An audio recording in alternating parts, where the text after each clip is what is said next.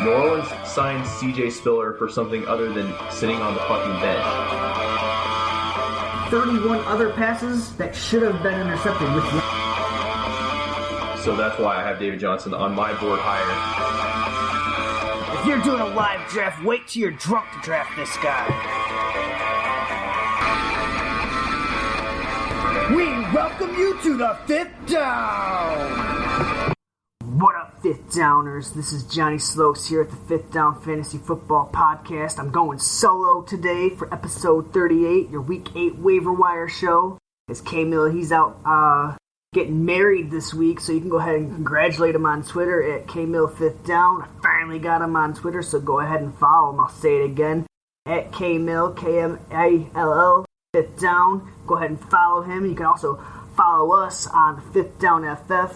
Please go ahead and ask us all your questions regarding fantasy football. That's what we're here to do, help you win your championships, because, you know, we're not in the business of making the playoffs or just getting to third place. We want championships, consistency, year in, year out.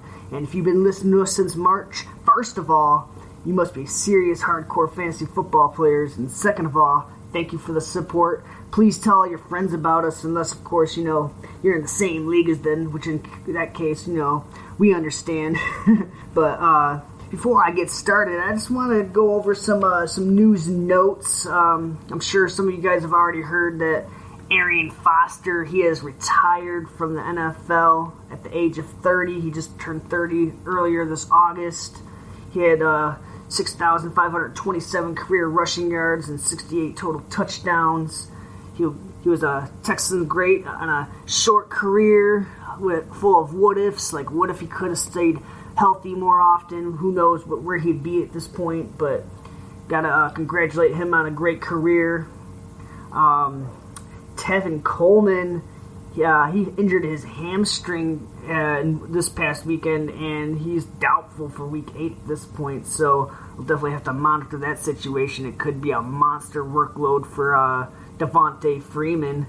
I know people are really going to be reaping the benefits off of that one. Hunter Henry's in the concussion protocol. Apparently he suffered some kind of concussion this past week. He only got 3 targets, so if he's to miss any time, I think it's going to put Antonio Gates back on the tight end 1 map. Jay Cutler is cleared to play, and it's just in time because they just lost Hoyer. Matt Barkley, he looked like shit, so I think the Bears are definitely going to need Jay Cutler, but I don't really think it's going to matter a whole lot. That team isn't really that good, but for fantasy purposes, I think that salvages a little bit of value for Alshon Jeffrey owners. I know he wasn't really on the same page with Hoyer, so maybe he can get his season turned around. Jordan Reed is cleared to return to practice. I don't know if that actually means he's going to play this weekend. It would make sense for him to just miss this week, gets a Week 9 bye, return Week 10 fully healthy. To me, if I was the Washington Redskins, that's what I would hope for Jordan Reed. And Jerron Brown apparently tore his ACL in that tie, so look for Michael Floyd to maybe garner some more targets. I know he probably had one of his better games against a tough defense, so look for him to get more involved going forward. And I will strike down upon thee with great vengeance and furious anger those who attempt to poison and destroy my brothers. And you will know my name is the Lord when I lay my vengeance upon thee. Alright, so Week 7 is in the books. Next comes the fantasy football apocalypse. In weeks 8 through 10, over half the league will go on bye, leaving the playing field pretty thin. I mean, this is kind of like the time of the year where it's very crucial to make good ads and good drops, and got to be very mindful of the schedules. Like, whoever has the most depth, usually at running back and receiver, will usually do pretty well and go pretty far into the fantasy football playoffs. So it's definitely the time of the year to definitely build up your depth. That way you got some solid plays for all these bye weeks that are be coming up. By the time this is like the time of the year where you pretty much know, like, who's kind of like the duds and who's the studs going into the weekend or going into the weeks. So it's time to start making some moves. If you got to be able to survive these bye weeks, you're going to have to build some depth and work the waiver wire. It's also it's not a bad idea to start looking at players' schedules going into the weeks 14 through 16. Like those fantasy football playoffs are the wins that matter the most. So if you start looking into those weeks, I love to get those guys that have good matchups in those weeks. Even if you have to trade a better player for a lesser player that may not look so good right now, but it could pay off dividends later. Granted, that that's something that you're going to want to do if you're already sitting pretty.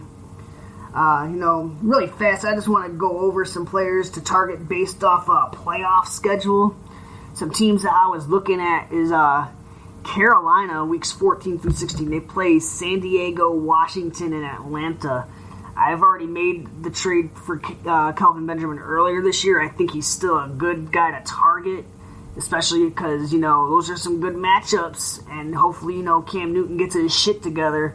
I think that would be a nice little play you could have. Another team sticking with the same division is Tampa Bay. They play New Orleans, Dallas, and then New Orleans again.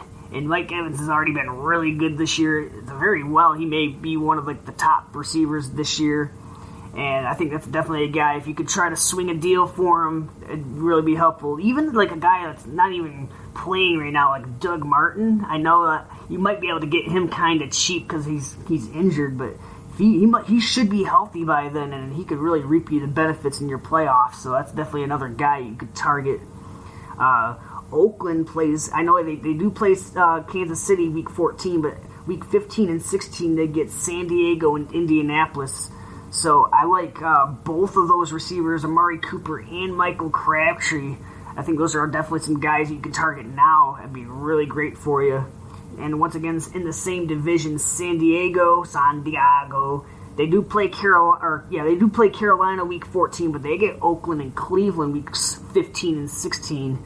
So guys like T-Ben and Tyrell Williams, one of those guys will probably have some pretty good games going into those weeks. Also, even Melvin Gordon, I think that'll be a harder guy to get because people are getting kind of high on him because of all the touchdowns he's scoring. But those are some players I think could help you win your championships going forward. Without further ado, I think I'll just jump into this week's waiver wire pickups. There wasn't a whole lot of quarterbacks that I seen worthy of a pickup this week. I got, obviously, Alex Smith. He's coming off back-to-back matchups that were very juicy. He didn't do a whole lot against... I can't remember who he played 2 weeks ago because it was Oakland. He didn't do a whole lot against Oakland. I think only threw 22 passes as they just kind of rammed the ball down their throat. But he had a better performance against New Orleans. He still only threw the ball 24 times, but he had 214 yards, 2 touchdowns. It was an interesting streamer if you were in dire needs. He does play on the road against Indianapolis this week, so it's another juicy matchup. But I know it's a nice matchup, but I would say be wary of that matchup because they are a low-volume passing offense, and they very well may just ram the ball down Indianapolis' throat, too. It wouldn't surprise me one bit, so keep that in mind. I know Wentz is still out there. I don't really think he's worth the pickup, though. I think there's some better options out there. Flacco's on a bye, so you don't really got to worry about him. So we'll just go over to running back. I think that probably one of the top picks is going to be Mike Gillislee. McCoy's probably out for next week. It looks like he should have been out for multiple weeks to begin with. Rex Ryan and the team were really pushing for him to play. I know he said I wouldn't have played if I wasn't 100%, but let's be real, dude. You shouldn't have been out there. You aggravated it. I think Mike Gillislee will get a nice heavy workload going into next week, so he's owned in 51% of Yahoo leagues, but he may or may not still be out there available in your leagues. If he is, I would definitely scoop him up as a number one waiver wire pickup. Another guy that is probably out on your waiver wire, he's 35% owned. We just watched him tonight. Booker, he had actually out he outsnapped C.J. Anderson this tonight. He had 17 carries for 83 yards and a touchdown, and it's really looking like it's going to be kind of like a Devontae Freeman, Tevin Coleman type of workload for those two guys. I think they're both kind of worth starting week in and week out from this point on until we see something otherwise, So that's definitely a great pickup for you.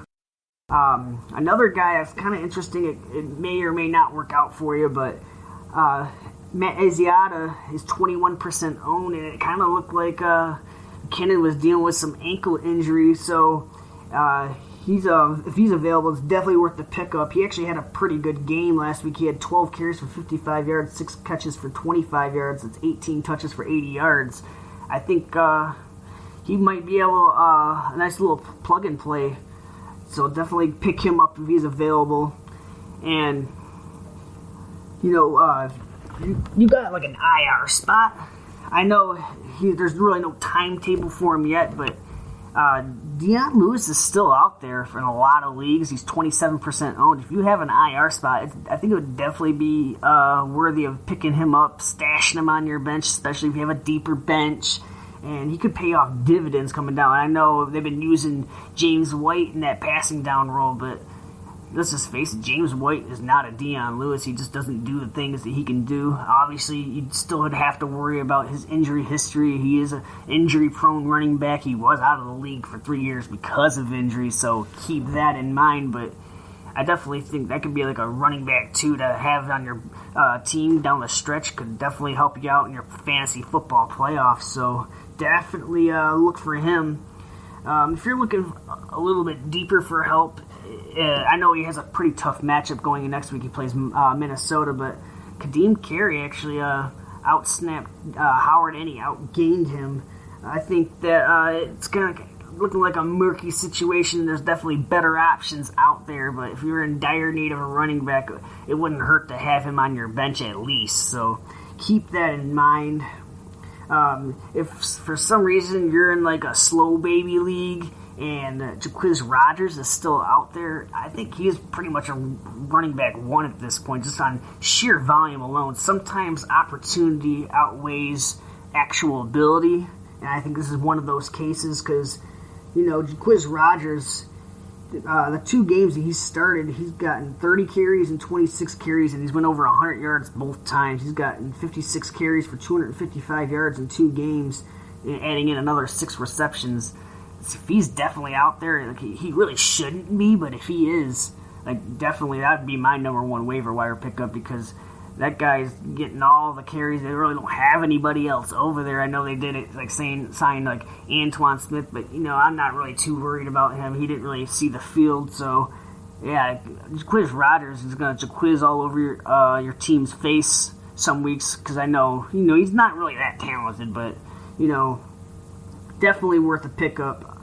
And if you have a deeper bench, don't expect immediate output out of this player, but if they are trying to work up Niles Davis in that Green Bay offense, they're not going to just keep using 2 wide receivers to handle that workload back there.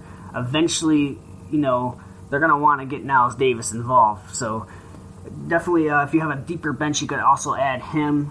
I wouldn't really expect too much out of him. I mean, he did lose his job to 2 running backs, so keep that in mind if you're trying to add someone deeper like that. All right, we're gonna jump over to wide receiver, and there's some players that I think are like some good decent stashes. I know they're injured right now, but Moncrief is 60% owned. I think he's somewhat close to coming back. If you have an IR spot, I definitely think he could be like a wide receiver too coming back. He was definitely Luck's guy in the red zone when he does play, so if he's out there, you can definitely snag him up in a hurry. Another guy is more of a longer shot is Sammy Watkins. He does not need surgery on that foot again, which is good news. He may or may not have a late season return. You're definitely going to keep that as an option. I would say wait until like week 12, week 13. If he's not coming back by then probably can drop him. But there's definitely better options out there, especially if you don't have an IR spot. It's probably not worth it. So Some guys that I thought had a good matchup, or a guy that I thought really stood out to me was Jamison Crowder, 37% owned. I think as long as Jordan Reed's out, his value will be there. He had a pretty good game. He went over 100 yards and it was against Detroit, but definitely looking for a wide receiver 3, wide receiver 4 type of guy. He's right there. A guy that's there, I don't know if he's necessarily worth picking up, is Enunwa. He hasn't really been seeing the targets, although I know he had that long touchdown, but he really didn't do a whole lot outside of that, but he's also there. If you're in a standard league, I wouldn't really recommend, if you're in a PPR league, I really wouldn't recommend this next guy, but a standard league maybe so, is Antoine Bolden. He's gotten 4 touchdowns this year, but he's more of a touchdown-dependent type of player, more of a wide receiver 5. If you're playing him, you're really hoping for a touchdown. He hasn't really been getting the yardage. He's not really getting a whole lot of yards per catch. So I think he's another guy you could probably leave on the waiver wire. Another guy you can probably pick up. I don't know if it's going to really pay off because who the quarterback is. Curley, I know he hasn't really been doing a whole lot these past couple weeks with Kaepernick at the helm, but it sounds like, 49ers are looking to shop Torrey Smith around with that deadline coming up. If Torrey Smith does go, say, to Philadelphia or something like that, Curley's going to be the last man standing over there. Somebody has to catch the fucking ball over there, so that's definitely a guy you can maybe add as a speculation, but if you really don't have the bench room, I can understand. You can definitely leave him on the waiver wire. But I think the top receiver that's probably going to get added this week is Devontae Adams. He had a monster week in Green Bay. Someone had to step up over there because of all the injuries, and he was the motherfucking man. He was tearing it up, man. He had 13 catches for over 100 yards, 2 touchdowns.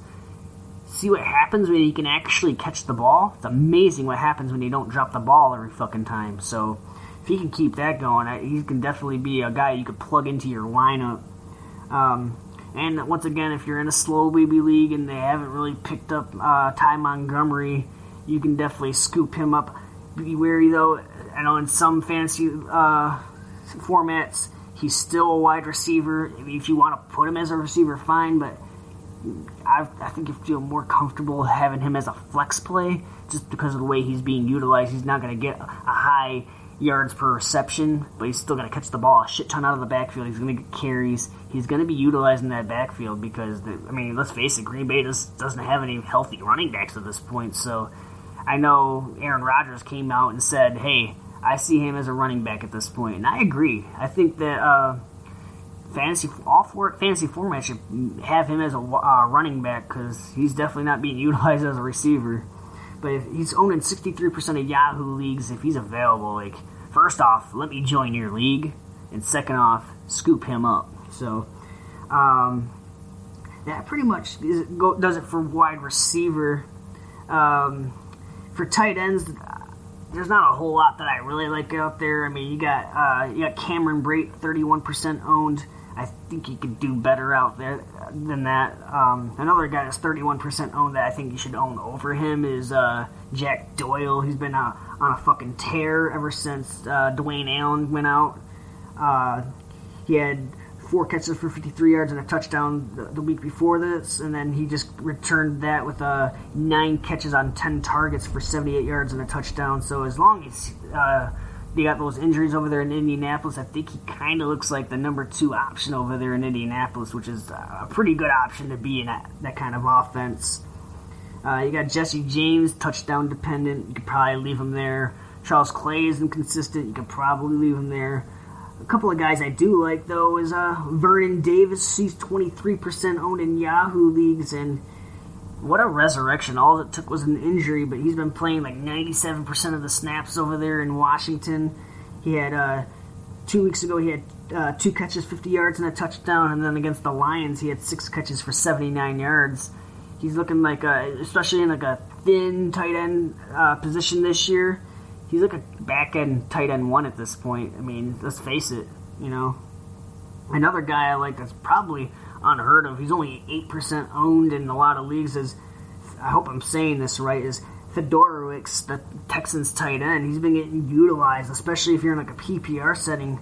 Listen to what he's done the past 4 weeks. He went 4 catches off 5 targets, 48 yards and a touchdown. 4 catches on 8 targets for 61 yards. 6 catches on 7 targets for 85 yards and a touchdown. And then just tonight, he had a little bit of a down week, but still 5 catches off 7 targets for 35 yards. All of a sudden, the Texans are using their tight end, and he's widely available. I think just on pure volume alone, he's kind of like a back-end tight end one. So if he's available, you can definitely scoop him up, especially if you're a guy that has Jordan Reed and he's out. Like, you could definitely scoop him up. Or if you have like a Zachary Ertz, just drop him. He hasn't done shit all year. Ertz hasn't topped 50 yards since week 1. Like, he's very droppable, especially if you have Fedorowicz just sitting there on your waiver wire. Scoop him up. And one more speculation ad at tight end is the Darius Green. He's going to start practicing now on their bye week. Right now, the Pittsburgh Steelers desperately need another target over there. So if he can get going and they can get him on the same page, I think that he'd be worth an ad only if you have a deep bench. I'm not a guy that likes to hold on to 2 tight ends, but if you're in dire need of a tight end, you could take a chance on him, but just have tempered expectations with him. You'd be surprised what a man that cold would do for a blanket. You want to know what your boy did? I pulled my big black pecker out of my pants, and I made him crawl through the snow on all fours over to it. Then I grabbed me a handful of that black hair at the back of his head, and I stuck my big black Johnson right down his goddamn throat. And it was full of blood, so it was warm. Oh, you bet your sweet ass it was warm. And Chester Charles Smithers sucked on that warm black dingus for long as he could.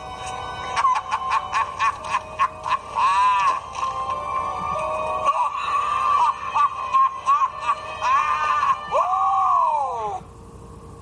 Start to see pictures, ain't you? Yo, boy. Black dude's dingus in his mouth. Him shaking, him crying, me laughing. And him not understanding. I know I was talking about how this is like the time of the year you need to start making smart ads and smart drops. So I just kind of want to go over like some people that, hey, it's time to cut the chain off of them. If you're a Blake Bortles owner, first off, I'm so sorry. You probably should have listened to us during the preseason, but you can let him go. I just don't see him doing a lot. If you can't get it done against Oakland's defense, you ain't getting it done against anybody. You can go ahead and drop Blake. The BB is out of ammo, I think what happens is, that he's just not getting those garbage time stats that he was getting last year. He's not getting those down the field throws that he was getting last year, and he's having trouble finding Allen Robinson, which is another guy. I wouldn't say drop him, obviously, but I would take what you can get out of Allen Robinson because Jacksonville has a horrid schedule for the second half of the season. They play Tennessee twice. They play Houston. They play Denver. They play Minnesota. They play Kansas City. Like, at this point, you need to take what you can get for Allen Robinson because I just don't see it happening this year. He's one of those disappointments in the first round, and I hate to say it, but Allen Robinson, it just didn't work out. So, some running backs that you can probably drop. Obviously, you can drop Foster. He's retired. He doesn't play football no more. I think Darren Sproles is a guy you can drop. He's going to have his weeks where he's going to explode, but it's way too impossible to figure out, like, when is that going to happen? And you just don't really want that headache on your team, you know what I mean? Another guy that's probably worth dropping is TJ Yeldon. He's only top 40 yards twice this season, and they just don't look very committed to running the ball. They can't run the ball. They're not willing to do any kind of run blocking. Ivory's back. He's dominating the snaps. So I think Yeldon's definitely worth dropping if you can get someone like Gillislee or even Isiata or Devontae Booker. Any one of those guys I'd rather have over Yeldon at this point. Rashad Jennings is another guy that's worth dropping. I know he just scored a touchdown this past week, but week 1 he had 18 carries for 75 yards. I know he was injured, but since then he's only had 37 carries for 67 yards and 1 touchdown. So the Giants, their offense is struggling. Most weeks they're going to throw the ball more than they're going to run the ball. They're already in a committee in terms of running backs, so I think you can just go ahead and cut ties with Rashad Jennings. And Bilal Powell, I think he's only really worth holding on to if you're a Matt Forte owner. Other than that, he's just kind of wasting a roster space at this point. He's probably worth just cutting loose. Another guy that you could probably let go is Dixon, because it looks like Terrence West, he's got full control of that backfield. He really hasn't done anything to lose control of that backfield. I know he had a kind of a poor game this past week, but it was against the Jets. I just don't see it happening for Dixon. He's just losing carries every week. I think he had like 1 carry for 0 yards, and he actually got a negative 1 yards receiving. Tillafaro is back, so yeah, Dixon is worth dropping at this point.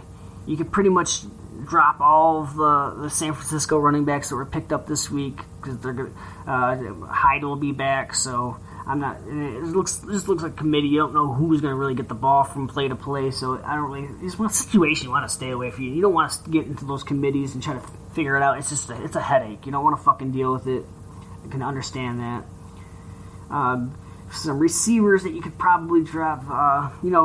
Victor Cruz. There's that offense is struggling. He's the 3rd receiver over there, maybe the 2nd receiver. I know Sterling Shepard's been kind of a disappointment for like a past month now, but I'm just not really happy with that New York Giants offense at this point. Philip Dorsett's hurt. Go ahead, cut him.